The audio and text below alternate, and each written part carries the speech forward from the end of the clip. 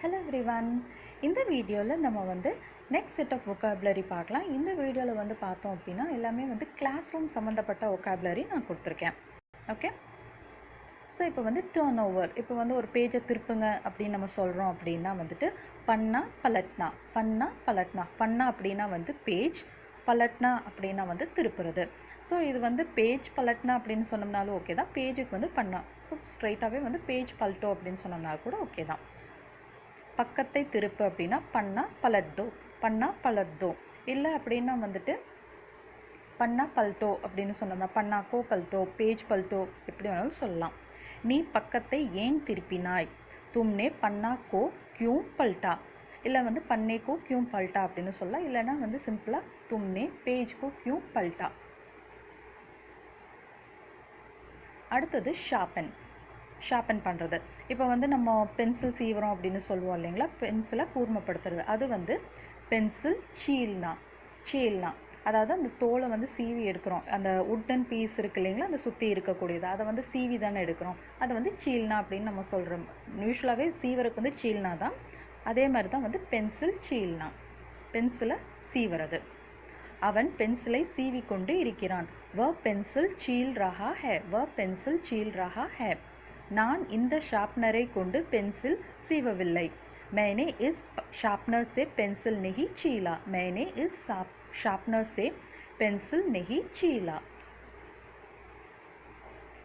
அடுத்தது பென்சிலோட டிப் இருக்கு இல்லைங்களா, அந்த கூறு, அதை வந்துட்டு நோக் அப்படின்னு சொல்லுவோம். நோக். பென்சிலின் முனை மழுங்கி விட்டது, பென்சிலின் முனை மழுங்கி விட்டது. பென்சில் கீ நோக். ஸோ நோக் அப்படிங்கிறது வந்து ஃபெமினைன் டேர்ம், அதனால கீ போட்டு பேசுகிறோம். பென்சில் கீ நோக் மோட்டி ஹோ கயி ஹே. அதாவது மோட்டி ஹோ கயி ஹே அப்படின்னா குண்டாயிருச்சு அப்படின்னு தான் அர்த்தம். அதுக்கு அர்த்தம் இன்னொன்றும் இருக்குது, அதை நம்ம பார்க்கலாம். ஸோ மோட்டிவ்னும் சில பேர் சொல்லுவாங்க. அதாவது என்ன ஆயிடுச்சுன்னா, அந்த ஷார்ப்பாக இருக்கும்போது அது கூர்மையாக இருக்கும். அது அப்படியே வந்துட்டு கீழே அப்படியே அது எழுத பார்த்தோம் அப்படின்னா அந்த டிப் வந்து அப்படியே குண்டாகிற மாதிரி தானே இருக்குது. பிளண்ட் அப்படிங்கிறது ஒரு வகையில் பார்த்தோம்னா அந்த ஷார்ப்போட எண்ட், அந்த பாயிண்ட் வந்து அப்படியே குண்டான மாதிரி இருக்கும். அப்படியும் அவங்க வந்து சில பேர் வந்து சொல்லுவாங்க. எது சொன்னோம்னாலும் ஓகே தான்.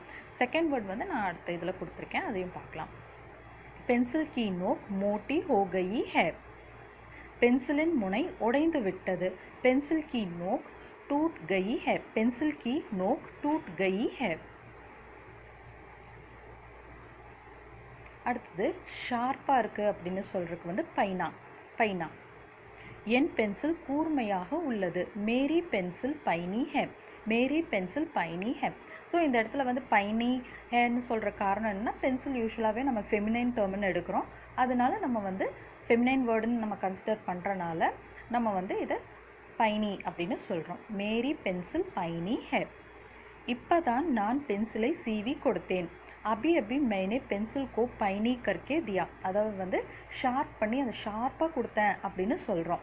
அந்த இப்போ பாருங்கள், அதுக்குள்ளார வந்து அப்படியே கீழே போட்டோ இல்லை வந்து இது பண்ணியோ உடச்சிட்டாங்க. இப்போ தான் நான் வந்துட்டு நல்லா ஷார்ப்பாக அந்த பாயிண்ட் வந்து நல்லா ஷார்ப்பாக இருக்கா இல்லையான்னு பார்த்துட்டு அது சீவி தான் கொடுத்தேன், அதுக்குள்ளே இப்படி பண்ணிட்டா, அந்த மாதிரி சொல்கிறது.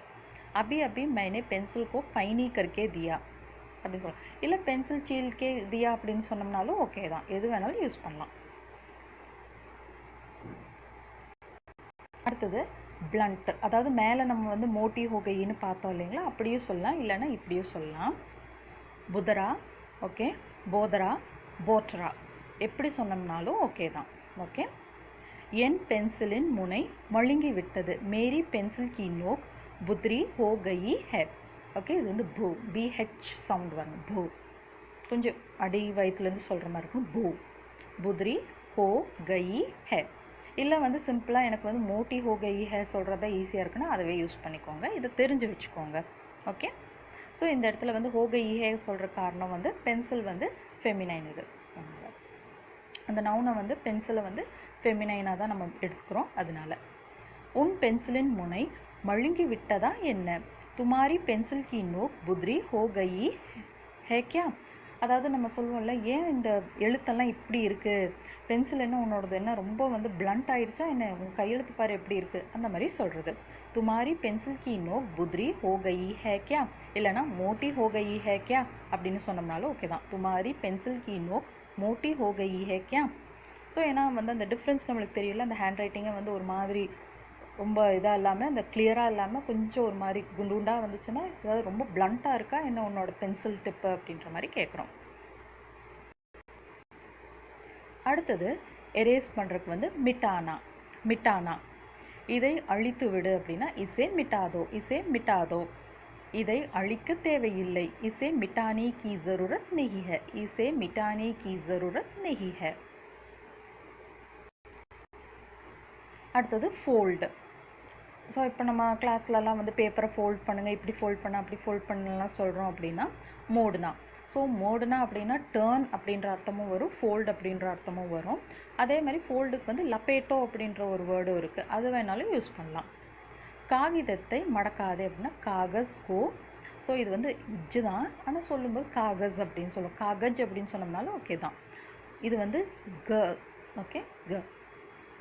கா இது வந்து க, இது வந்து கே சவுண்ட், இது வந்து ஜி சவுண்ட். காகஸ் கோ மத் மோடோ, காகஸ் கோ மத் மோடோ. காகிதத்தை இப்படி மடக்கு, காகஸ் கோ ஐசே மோடோ, காகஸ் கோ ஐசே மோடோ. அடுத்தது டேர், ஃபாடுனா. ஃபாடுனா அவன் ஒரு பக்கத்தை கிழித்து விட்டான், அவன் ஒரு பக்கத்தை கிழித்து விட்டான். உஸ்னே ஏக் பன்னா ஃபாடு தியா, உஸ்னே ஏக் பன்னா ஃபாடு தியா. நம்ம சொல்லுவோம் ஒரு பக்கத்தவே அவன் கிழிச்சிட்டான், ஒரு பேஜவே அவன் கிழிச்சிட்டான் அப்படின்னு சொல்கிறோம். உஸ்னே ஏக் பன்னா ஃபாடு தியா. நான் இந்த காகிதத்தை கிழிக்கவில்லை, मैंने इस कागज को नहीं फाड़ा, मैंने इस कागज को नहीं फाड़ा.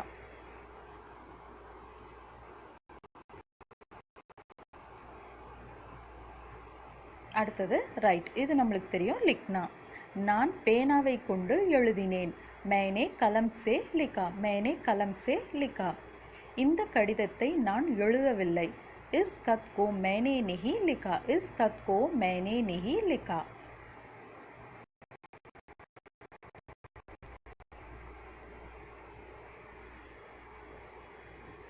அடுத்தது ஸ்கிரிபிள். கிறுக்கிறதுக்கு வந்து கசீட் கர் லிக்னா, கசீட் கர் லிக்னா. ஆக்சுவலாக கசீட்னா அப்படின்னா என்னென்னா இழுத்துட்டு போகிறது அப்படின்னு சொல்லுவோம் இல்லைங்களா, தரன்னு இழுத்துட்டு போகிறது, அதுதான் வந்து கசீட்னா.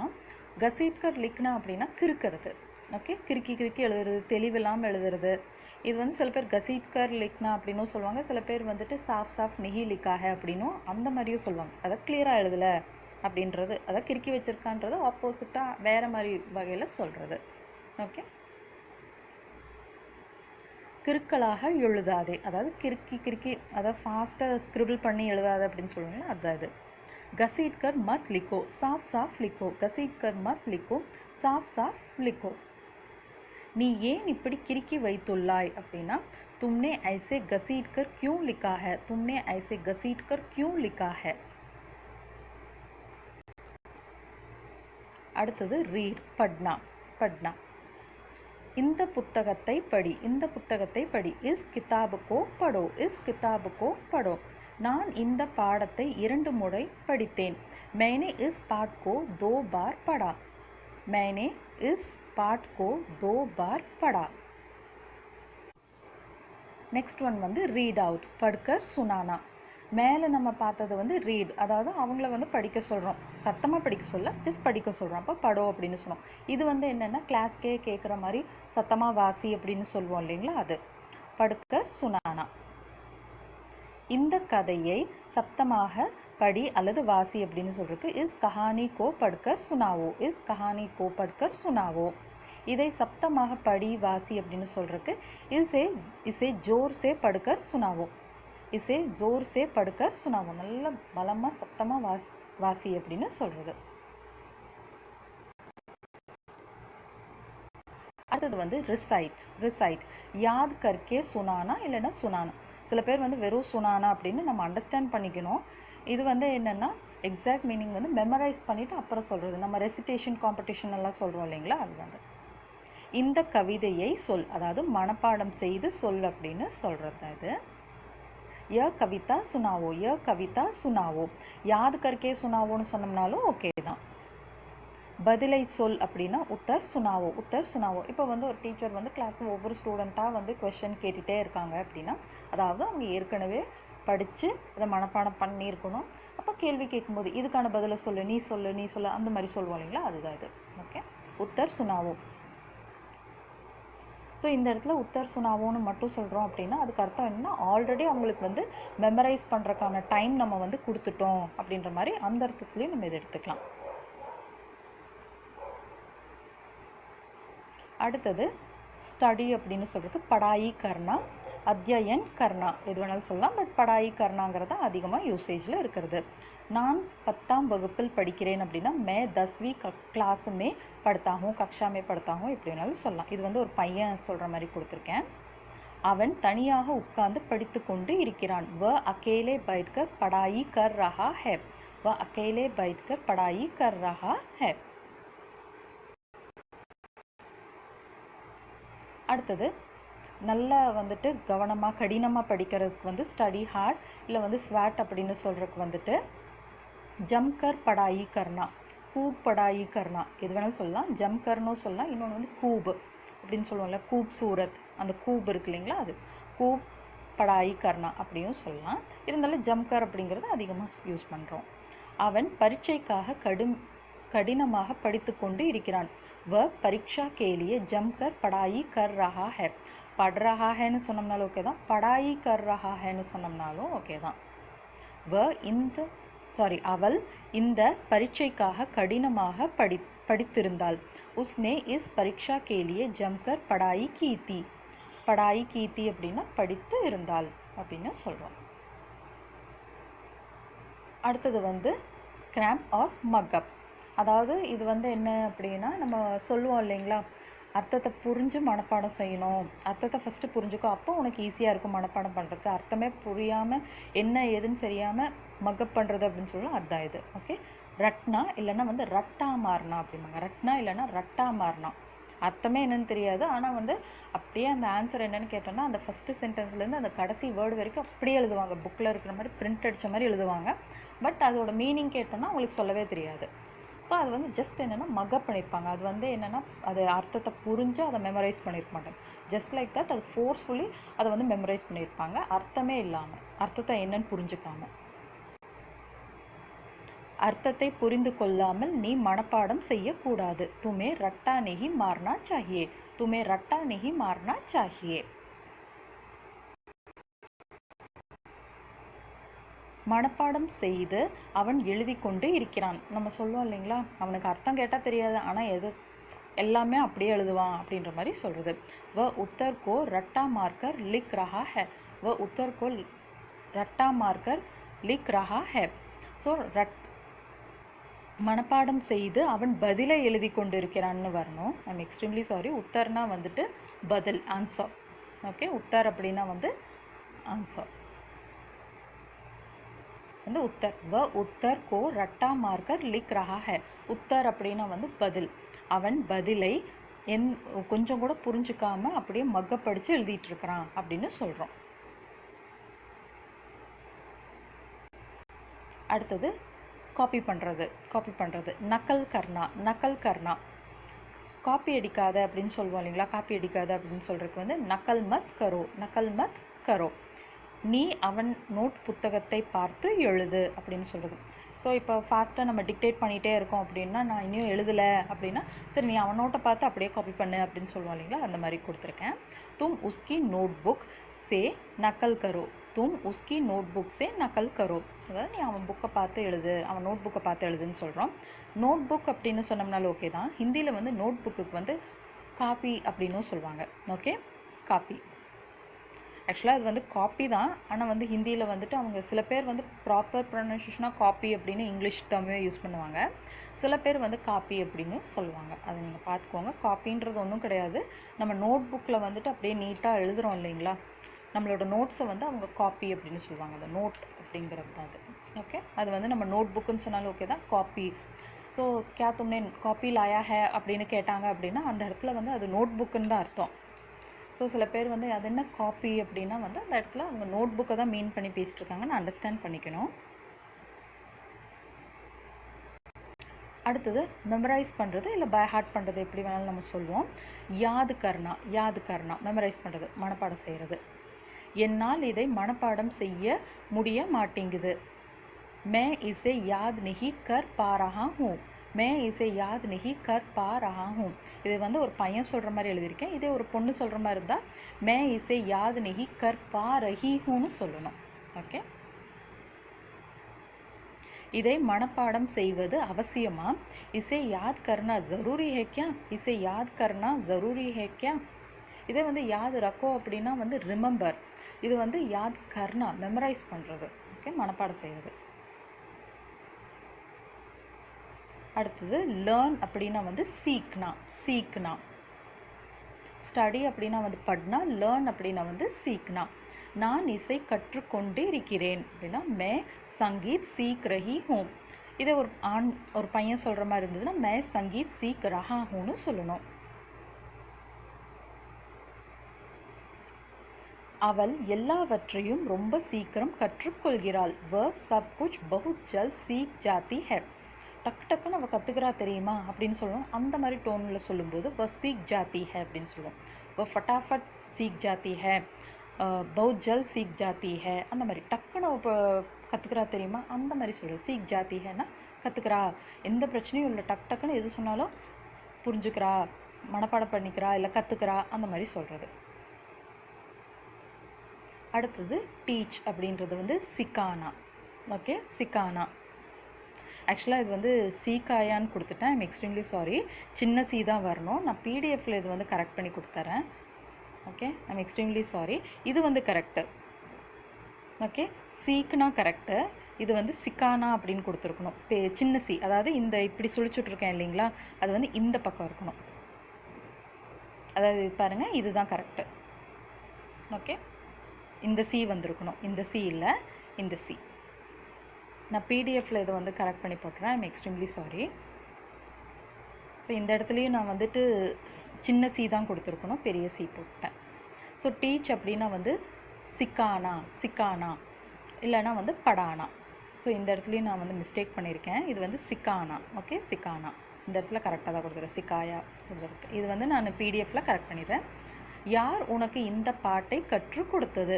கிஸ்னே துமே ய கானா சிக்காயா. கிஸ்னே துமே ய கானா சிக்காயா. சிக்காயா. ஓகே. ராதா ராணியை படிக்க வைத்து கொண்டு இருக்கிறாள்.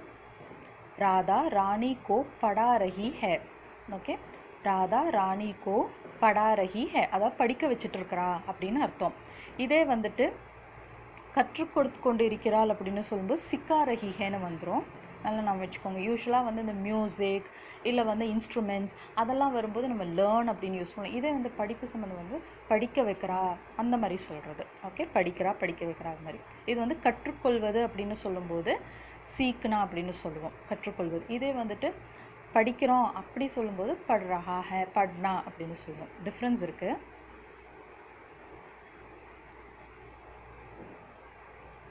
கற்றுக் கொடுத்து கொண்டு இருக்கிறாள் அப்படின்னா சிக்கா ரஹி ஹை. இது வந்து படிக்க வச்சு கொண்டு இருக்கா, அதனால படா ரஹி ஹை, படிக்க வச்சுட்டு இருக்கிறா அப்படின்னு. அடுத்தது ரிவைஸ் அப்படின்னா தொஹராவோ. தொஹராவோ திருப்பி சொல்லு, திருப்பி பண்ணு அப்படின்னு சொல்லும்போது, அதாவது ரிப்பீட் அப்படின்றதுக்கும் தொஹராவோ வரும். ஓகே, அதையும் நான் வச்சுக்கோங்க. ரிப்பீட் அப்படின்னாலும் தொஹராவோ அப்படின்னு சொல்லுவோம். தொஹரானா அப்படின்னு வேர்பாக சொல்லும்போது தொஹரானா அப்படின்னு சொல்லுவோம். இங்கே நான் போட்டிருந்தா இன்னும் பர்ஃபெக்டாக இருந்திருக்கும். ஸோ இது வந்து தொஹராவோ அப்படின்றது ரிவைஸ்க்கும் வரும். ரெண்டு மீனிங் இருக்குது, நல்லா நான் வச்சுக்கோங்க. ரிப்பீட் அப்படிங்கிறதும் வரும், ரிவைஸ் அப்படிங்கிறதுக்கும் ஹிந்தியில் தொஹரானா அப்படிங்கிறது தான். இந்த பாடங்களை திரும்ப படி அப்படின்னு, அதாவது ரிவைஸ் பண்ணு அப்படின்ற மாதிரி சொல்லியிருக்கேன். இந்த பாடங்களை திரும்ப படி, ரிவைஸ் பண்ணு அப்படின்னு எடுத்துக்கலாம். இன் பாட்டோம் கோ, பாட்டோம். ஓகே, ஸோ பாட் அப்படின்னா வந்துட்டு லெசன். இன் பாட்டோம் அப்படின்னு சொல்லலாம். சில பேர் வந்து இன் பாட் கோ அப்படின்னு சொல்லுவாங்க. இன் பாட்டோம் கோ दोहरावो. इन पाठों को दोहरावो. நீ இந்த சப்ஜெக்டை இன்று திரும்ப படித்தாயா, அதாவது நீ இந்த சப்ஜெக்டை இன்னைக்கு ரிவைஸ் செஞ்சியா அப்படின்னு கேட்குறோம். क्या तुमने इस सब्जेक्ट को आज दोहराया? क्या तुमने इस सब्जेक्ट को आज दोहराया? அடுத்தது எக்ஸ்பிளைன் பண்ணுறது, சம்ஜானா. சம்ஜானா, உங்களால் இதை திரும்ப விளக்க முடியுமா? क्या आप इसे दोबारा समझा सकते हैं? क्या आप इसे दोबारा समझा सकते हैं? ஸோ இது வந்து ஒரு ஆணை பார்த்து மரியாதை கேட்டிருக்கோம். இதே வந்து ஒரு பெண்ணை பார்த்து கேட்குறோம் அப்படின்னா क्या आप इसे दोबारा समझा सकती हैं அப்படின்னு கேட்கணும். நான் அவனுக்கு விளக்கி உள்ளேன் அப்படின்னா मैंने उसको समझाया है. मैंने उसको समझाया है. இதே வந்து கிளாஸில் வந்துட்டு சத்தம் போடாதீங்க அப்படின்னா ஷோர் மத் கரோ பச்சோं ஷோர் மத் கரோ, சுப்சாப் பைட்டோ அமைதியாக உட்காருங்க அப்படின்னா சுப்சாப் பைட்டோ, சுப்சாப் ரஹோ அமைதியாக இருங்க அப்படின்ற மாதிரி அந்த வேர்ட்ஸ் எல்லாம் நம்ம வந்து இதில் இன்க்ளூட் பண்ணல. ஏன்னா நம்ம ஆல்ரெடி நிறையா இடத்துல அதை பார்த்துருக்கோம். ஸோ அமைதியாக இருங்க அப்படின்னு சொல்கிறது சுப்சாப் ரஹோ, அமைதியாக உட்காருங்க அப்படின்னா சுப்சாப் பைட்டோ, சத்தம் போடாதீங்க அப்படின்னா வந்துட்டு ஷோர் மத் கரோ. ஓகே, அதனால் ஞாபகம் வச்சுக்கோங்க. ஸோ இதில் வந்துட்டு நம்ம ஜென்ரலி கிளாஸ் ரூம்ஸில் யூஸ் பண்ணக்கூடிய டீச்சர்ஸ் யூஸ் பண்ணக்கூடிய ஒக்காப்லேருந்து கொஞ்சம் எடுத்து நான் இதில் கொடுத்துருக்கேன். ஓகே, எனக்கு ஞாபகம் வந்தது வரைக்கும் நான் இதில் எடுத்து இன்க்ளூட் பண்ணி கொடுத்துருக்கேன். இது நல்லா ப்ராக்டிஸ் பண்ணுங்கள். நம்ம நெக்ஸ்ட் வீடியோவில் நெக்ஸ்ட் சாப்டர் பற்றி டீட்டெயிலாக பார்க்கலாம். Meet you in the next video. Until then, thank you, by.